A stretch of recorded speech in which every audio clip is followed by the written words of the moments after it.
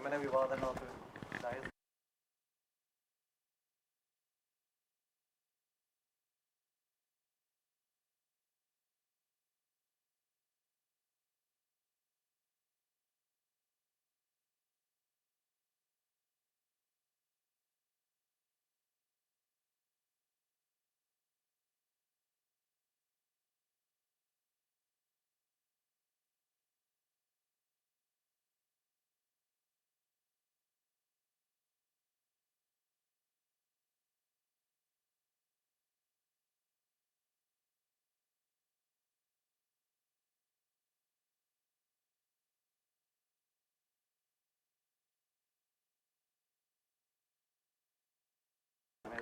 സർക്കാരിന്റെ പ്രതിച്ഛായയ്ക്ക് മങ്ങലേൽപ്പിച്ചു എന്ന് പറയുന്നു.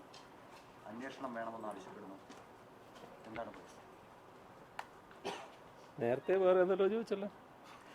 ശ്രീമതി ടീച്ചറിന്റെ ഫേസ്ബുക്ക് പോസ്റ്റിന്റെ കാര്യമായിരുന്നു. പാർട്ടി സെക്രട്ടറിയുടെ കൂടി അറിവോടെയാണ് അല്ലെങ്കിൽ പാർട്ടിയുടെ അറിവോടെയാണ് ആ നിയമനം നടന്നതെന്നുള്ളതും.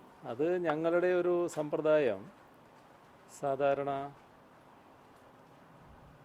ഈ മന്ത്രിയുമായി ബന്ധപ്പെട്ട ഈ പേഴ്സണൽ സ്റ്റാഫിൻ്റെ നിയമനങ്ങളിൽ 3 പേരെ നിയമിക്കാൻ അതത് മന്ത്രിമാർക്ക് അവകാശം കൊടുക്കാറുണ്ട്.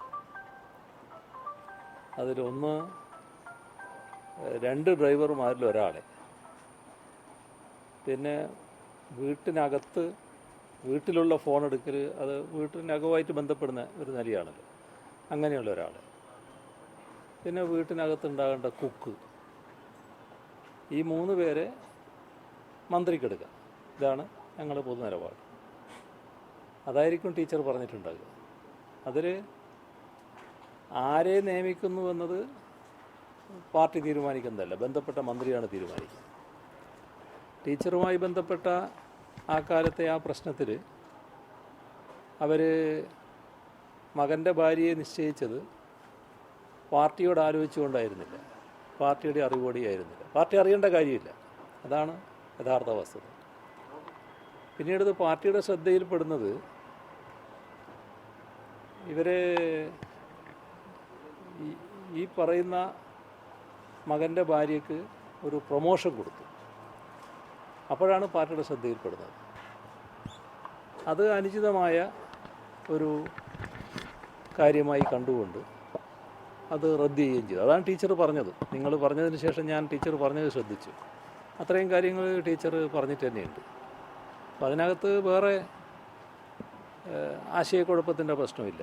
അതായത് പാർട്ടി അറിഞ്ഞുകൊണ്ടുള്ള നിയമനമല്ലത്. അത് ബന്ധപ്പെട്ട മന്ത്രിക്ക് നിയമിക്കാൻ അവകാശമുള്ള പോസ്റ്റിൽ അവർ നിയമിച്ചതാണ്. പക്ഷെ അവർക്ക് പ്രൊമോഷൻ കൊടുത്തപ്പോൾ അത് അനുചിതമായ നടപടിയായി. ആ ഘട്ടത്തിൽ നിയമനകാരി അടക്കം പരിശോധിച്ചപ്പോൾ നിയമനം റദ്ദ് ചെയ്യേണ്ടതാണ് എന്ന് പാർട്ടി തീരുമാനിച്ചു. ഇതാണ് ഉണ്ടായത്. അത് UDFൻ്റെ നേതാക്കന്മാർ പറയുന്ന കാര്യമാണല്ലോ.